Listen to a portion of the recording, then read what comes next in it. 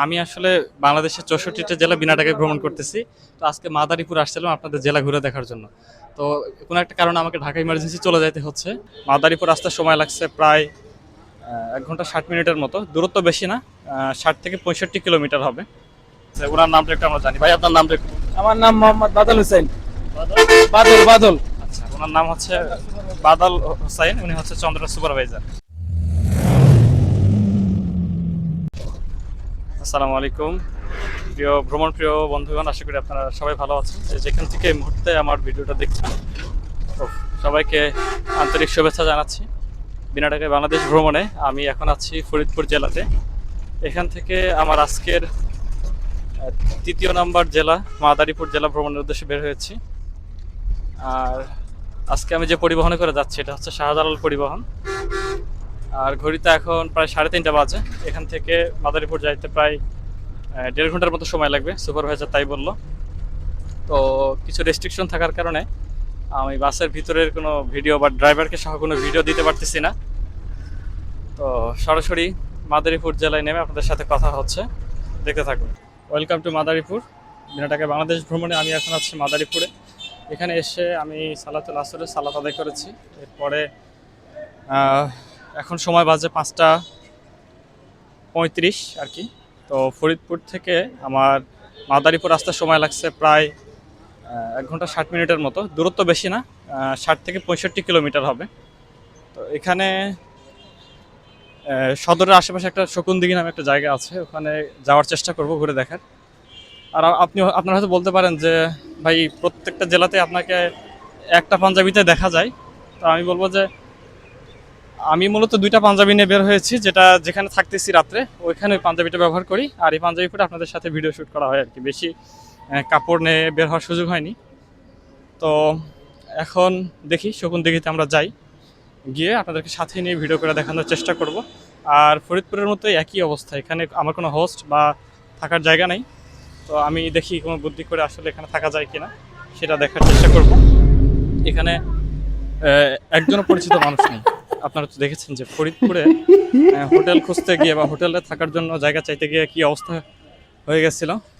তো যাক, ভাগ্যক্রমে আমরা একজন ভাইকে পেয়ে গেছিলাম। তো ওনার বাসায় রাতে যাপন করেছি। দেখি মাদারীপুরে আমরা হয়তো হোটেলের এই ট্রিক্সটা খাটাবো না, আমরা নতুন একটা ট্রিক্স খাটাবো। সেটা হচ্ছে যে আমরা যে মাদ্রাসাগুলো রয়েছে, মাদ্রাসায় গিয়ে থাকার জন্য আমরা বলবো যে দেখি আমাদেরকে একটা রাতের জন্য রাখা যায় কিনা। মাদ্রাসায় যদি রাখে, পরের দিন আমরা মাদারীপুরটা পুরোটা ঘুরে দেখে আপনাদেরকে সাথে নিয়ে এখান থেকে বিদায় নিতে পারবো। তো চলেন ডাইরেক্ট শকুনদিঘি পর্যন্ত যাওয়া যাক। শকুনদিঘি থেকে আপনাদের সাথে কথা হচ্ছে। দর্শকবিন্দু, ভিডিওতে আপনারা কিন্তু এখন যে লেকটিকে দেখতে পাচ্ছেন এটাই সেই মাদারীপুর শহরের ঐতিহাসিক শকুনি লেক।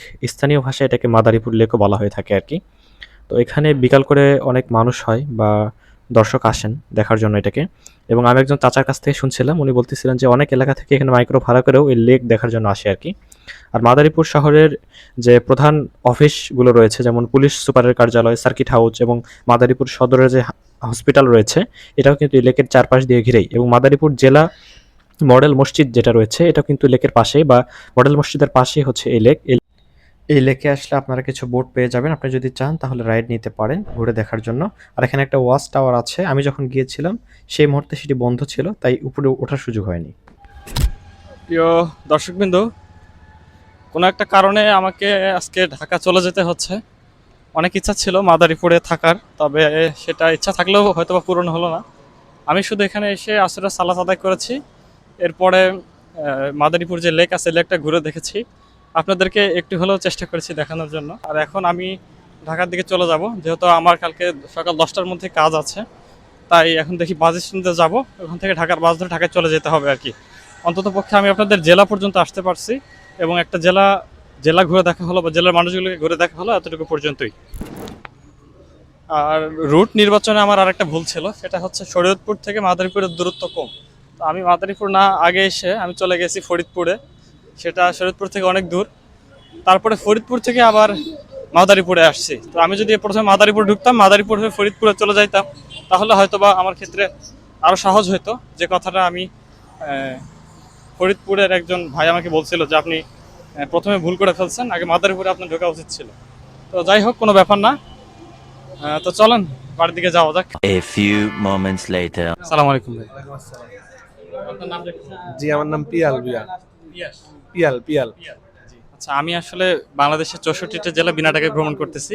তো আজকে মাদারীপুর আসছিলাম আপনাদের জেলা ঘুরে দেখার জন্য। তো কোনো একটা কারণে আমাকে ঢাকা ইমার্জেন্সি চলে যাইতে হচ্ছে। তো আমাকে বিনা টাকায় আসলে ঢাকা পর্যন্ত কোনোভাবে পৌঁছে দেওয়া সম্ভব কিনা আসলে? যেটা আমি আপনাকে একটু মানে ম্যানেজারের কল দিতে পারি, নামাজের পর আপনাকে জানাইতেছেন। নামাজের পরে? ইনশাআল্লাহ পারবো। আচ্ছা আচ্ছা সময় দেওয়া লাগবে আমাকে। আচ্ছা, আমি তাহলে অপেক্ষা করতেছি 7টা পর্যন্ত এখানে। একটু আপনারা দর্শক আপনারা দেখতে পারতেছেন আমি কিন্তু গাড়ি পেয়ে গেছি। আর এই গাড়ির নাম হচ্ছে চন্দ্রা পরিবহন। যেমনটা দেখলেন, আমি কিন্তু কাউন্টারে গিয়ে বলেছিলাম যে আমাকে বিনা টাকায় নেওয়া যায় কিনা, তো ওনারা রাজি হয়ে গেছে আলহামদুলিল্লাহ। যদি বাসটা না পাইতাম তাহলে হয়তো আমাকে ওখানেই থাকতে হইতো, একটা বিপদে পড়ে যাইতাম। তো আল্লাহর কাছে শুকরিয়া যে আমি বাসটা পেয়ে গেছি। আর সর্বশেষ বাস ছিল এটা আর কি, 7টায় ছাড়ার কথা ছিল, কিন্তু 7টা 20-এ ছেড়েছে। আর আমার পাশে যে সুপারভাইজার আছে উনি আমাকে হেল্প করছে, ওনার নামটা একটু আমরা জানি। ভাই আপনার নামটা একটু বলুন। আমার নাম মোহাম্মদ বাদল হোসেন। বাদল। আচ্ছা, ওনার নাম হচ্ছে বাদল হোসাইন, উনি হচ্ছে চন্দ্র সুপারভাইজার। তো দেখতে পাচ্ছেন, আপনারা যদি কখনো এভাবে মাদারীপুরে এসে বিপদে পড়েন চাইলে কিন্তু ওনাদেরকে বললে ওনারা হেল্প করবে ওনাদের সাধ্য অনুযায়ী। তো আমাদের ঢাকা যাইতে হয়তো বা 2.5 ঘন্টার মতো সময় লাগতে পারে। আর আমি যেমনটা ম্যাপে দেখলাম, এখান থেকে ঢাকার দূরত্ব মানে মাদারীপুর থেকে ঢাকার দূরত্ব হচ্ছে প্রায় আপনার 110 কিলোমিটার হবে আর কি, 110 কিলোমিটার। তো দেখা যাক, 110 কিলোমিটার রাস্তা বিনা টাকায় যাইতেছি। চলেন ঢাকায় গিয়ে আর কি আপনাদের সাথে দেখা হচ্ছে। আমি এখন আছি পদ্মা সেতু টোল প্লাজায়। আর রাতের বেলা পদ্মা সেতুর চিত্রটা সত্যি অন্যরকম লাগে। ছোটবেলায় এই পদ্মা নদী পার হওয়ার গল্প অনেক শুনেছি, আর আজ কত সহজেই পার হয়ে যাচ্ছি।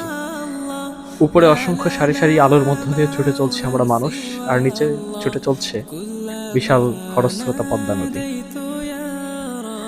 আর বিনা টাকায় রাতের এই পদ্মা সেতু পার হওয়ার ভ্রমণটা সত্যি আমার কাছে অন্যরকম লাগছে এবং সত্যি অনেক সুন্দর লাগছে আর কি।